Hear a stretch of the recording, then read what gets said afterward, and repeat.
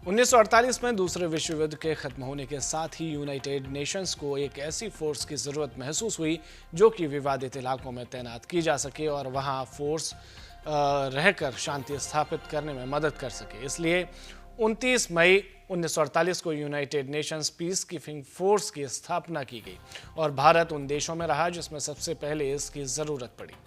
दरअसल हुआ यह कि आज़ादी के साथ पाकिस्तानी आर्मी ने कबायलियों के भेष में भारत पर हमला कर दिया था, जिसके बाद कश्मीर में विवाद की स्थिति बनी।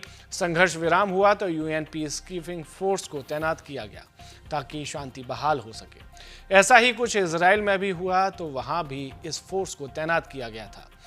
इसमें होता कुछ नहीं है, बस यूएन के सदस्य देशों की सेनाएं ली जाती हैं और उन्हें देशों की वर्दी में ही उनके ऊपर नीले रंग की जैकेट, एक नीला हेलमेट और नीले रंग का एक बिल्ला लगा होता है जिस पर बड़े बड़े अक्षरों में लिखा होता है यूएन। इन सैनिकों पर हमला करना वॉर क्राइम के बराबर माना जाता है। आज तक के इतिहास में ऐसा कम ही हुआ है कि ये फोर्स जहां भी तैनात है वहां पर इस पर हमले हों।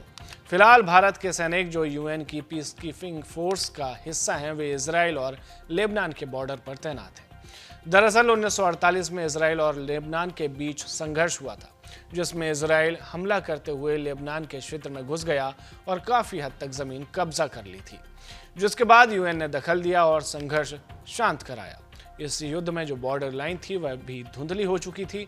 फिर दोनों देशों की बैठक के बाद 120 किलोमीटर लंबा दूसरा बॉर्डर बनाया गया। इसे नाम मिला ब्लू लाइन। चूंकि दोनों देशों के बीच विवाद था तो वापस संघर्ष का भी खतरा था, लिहाजा यूएन ने यहां पर अपनी पीस कीपिंग फोर्स को तैनात कर दिया।